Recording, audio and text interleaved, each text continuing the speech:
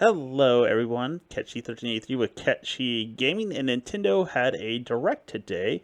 A bit of a surprise, at least for me, because I don't really follow the rumor mill. I know there's some people out there that are pretty accurate about it, and I think I do remember somebody mentioning a possibility of one, so we got one, and next week they do have the Switch 2 premiere, and I'm going to touch on something in regards to that later, but I will be watching that, and I might try and broadcast that live, mainly because when I was a kid, I used to watch E3 and Space World and all those other fun things live. Yes, that was live and on the internet back in the day.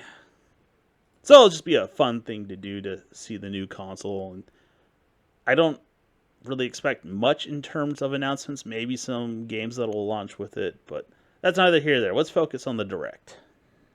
So they had the Dragon Quest 1 and 2 remake. I should say remastered? Yeah, either way. Which, I mean, they announced that last year, I think, in the Direct before Christmas, so it wasn't that big of a deal. Then there was no sleep for Konami Date.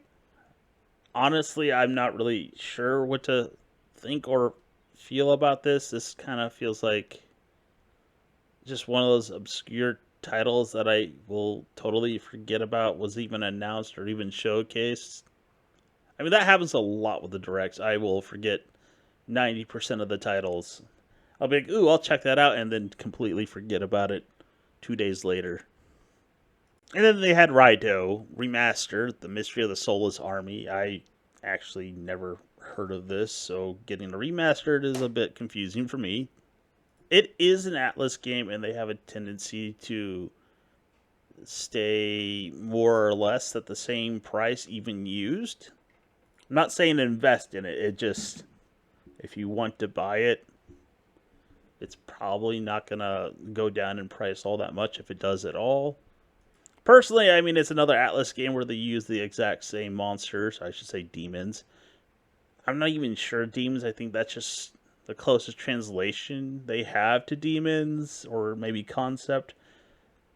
But that's getting a little too philosophical. Let's move on. So I guess the next title that really caught my sort of interest or attention was Story of Seasons, formerly Harvest Moon, Grand Bazaar. Let me rephrase that because I don't want to make it sound like it's a long title. It's Story of Seasons, Grand Bazaar. I am not past the occasional cozy game. I mean, I guess Hydroneer is kind of a cozy game. There's no real conflict or even way to get hurt or die, except for maybe by nuke. And I played Animal Crossing, and I played a couple of the Harvest Moons back on the GameCube. I may or may not pick this one up. I'm not entirely sure, but I may just get it because one of the things I do occasionally do is I play games for my mom. She used to play them all the time, but she had some medical issues and she lost a great deal of her eyesight, and she can't play games as well as she used to be able to. So I play them for her, and she kind of watches as best she can. So the next game I was actually kind of expecting was the Metroid Prime 4 Beyond, to, delve into more detail. And I wasn't disappointed, and I suspect we will get more next Wednesday on the 2nd of April with the Switch 2, because I'm pretty sure it's going to be a launch title at best. It will definitely be a title launched later, if not a launch title for the Switch 2. Now, my question is if they're going to have two different versions of the game, one slightly more better with more content on the Switch 2. We'll have to see. So we see the gimmick for this particular Metroid Prime, and that being the psychic abilities. But I will say the environments and the enemies actually look pretty good, but this doesn't all look like it's in-game. Some of it looks like, yes, it is cutscene. But it still looks pretty good from what I can tell. Now, I'm guessing they're getting rid of the whole entire switching weapons, maybe, as a possibility. It is a bit clunky with the Switch version of Metroid Prime. And when you played the original Metroid Prime on the GameCube, it was kind of a stiff game because you could only look straight ahead unless you stopped and used the, I believe it's the Z button to aim up and down. It's been a while since I played it. So we'll have to see how they handle that. And like I said, I'm going to reiterate, I fully expect to see more of this game next week. Maybe not much, but at least some for the Switch 2. And the next game that sort of caught my attention was the one directly after it, which is the Disney Villain Cafe, but not for good reasons. I was just like, this looks lame. Why would they do this? And let's just move on to Witchbrook, another cozy life simulator game. Basically, Hogwarts without the Hogwarts part. I don't know about this one either. I don't think I would hold it in the same regards as the Story of Season games. I mean, there's going to be some similar aspects to its gameplay, but I'm pretty sure there's not going to be too much harvesting involved or farming. So, like I said, it feels like a life sim cozy game. Not my cup of tea. I could be wrong, but I suspect if I ever got into this game, I would have to play with a lot of people, and I'm doubting I'm going to get anyone to play this with me. Now, the next game, The Eternal Life of Goldman, that actually did catch my interest with the animation style of it, like the hand-drawn stuff. When I see a lot of 2D titles, a lot of them are pixel art. Nothing wrong with that. It feels like it's been overused at this point. Not to mention I grew up during the NES, SNES era where I saw a lot of pixel art. So it's kind of like, yeah, we can do better. And here we have a game with a decent looking art style that caught my attention. I mean, there are some red flags because it's from THQ Nordic. And they're owned by the Embracer Group, who shot themselves in the foot. So I don't know. That's sort of the red flag part about it. And then they move on to Gradius, I guess, Collector's Edition, or a Collector's Edition, where they have multiple Gradius games, along with Salamander, which I've never heard of. Or maybe I have, I just don't recall. I mean, I'm not good at these games. I own a couple of them, like the first Gradius, and then I bought Gradius 3, and I sucked at it. It really didn't pique my interest, but next we're going to move on to Rift of the Necrodancer. So I pretty much despise rhythm games of any kind, mainly because they have dyspraxia and rhythm games just mess with my brain. There's been a couple exceptions, like I bought the Necrodancer and, I got into the whole rhythm thing as best I could. And I also bought like the Legend of Zelda Necrodancer, which allowed you to turn off the rhythm part, and I enjoyed that game experience. This has no appeal to me whatsoever. And then they have the Tamagotchi. It's like, I guess, a series of mini games. I have no idea of, I don't know, getting a pulse on what people feel in terms of that. So, the other big one, I guess, is Pokemon ZA. I should say Pokemon Legends ZA. I don't know. I haven't bought every Pokemon game. I started buying all of them again on the Switch. And I've been disappointed by every single last one that I've bought and played. I think Pokemon Legends Arceus was okay, a little too grindy for my likings. But Scarlet and Violet was just a shit show.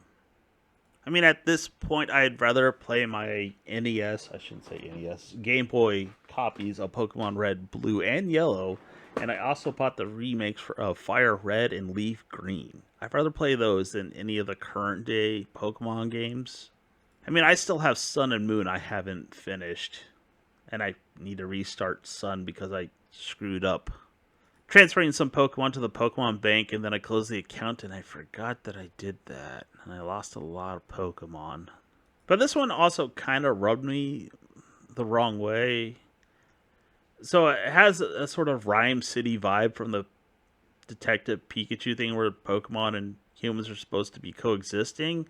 And then they have the wild areas where you go and catch them, which feels really wrong in this case. I mean, it's one thing to go out to like the wild surrounding the city, but when you kind of let them in to live, to be in the area, it feels just a little messed up. And then you have like the whole battle royale thing going on at night.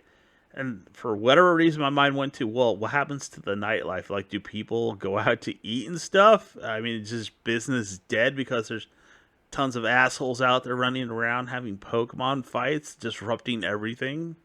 I mean, hell, it looks like the waiters are even in on it. So what's the point of having a nightlife? I mean, the economy in this place must just absolutely suck, or it somehow magically works with everything getting done during the day.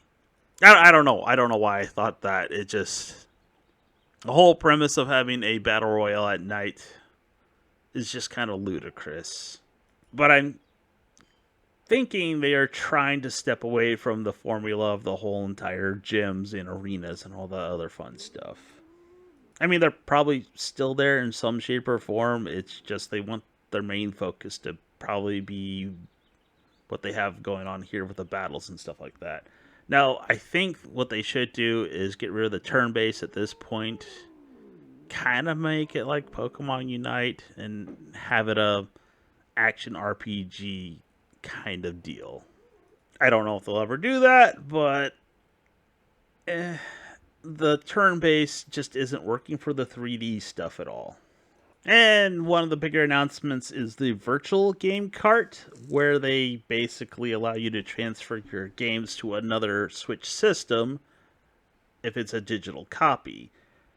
Now, I guess apparently some people aren't happy with this, according to some other people. I don't know.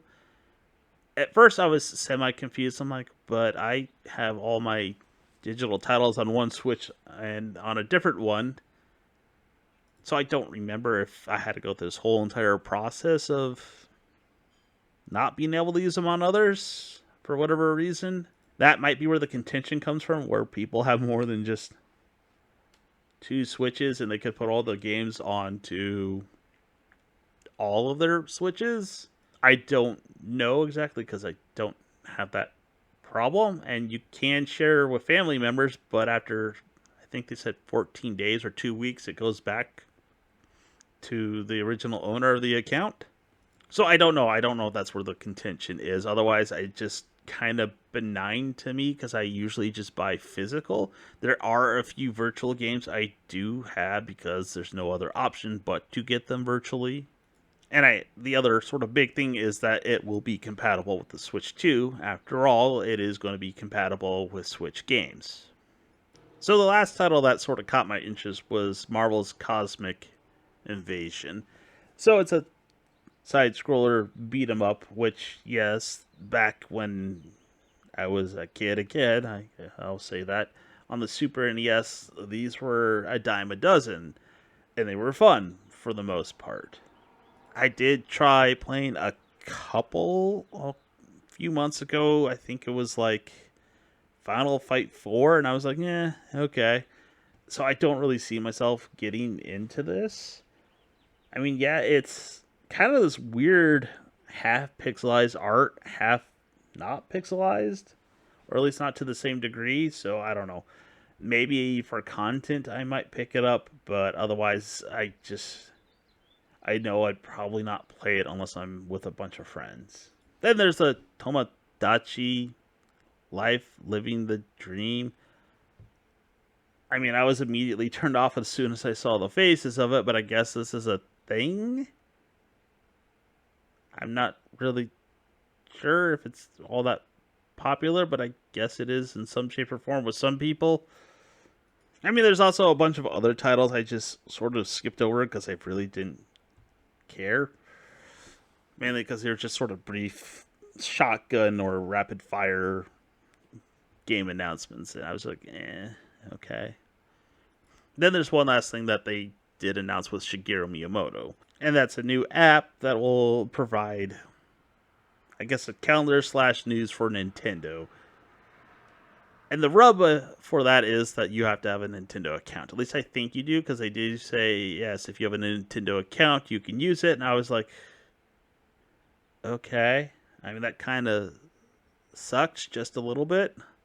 But they said they'll be putting out news for Nintendo and information directly through it. As of right now, I was not able to download it. I will keep trying, and we'll see. Anyways, if you made it this far, thanks for watching. Have a good one.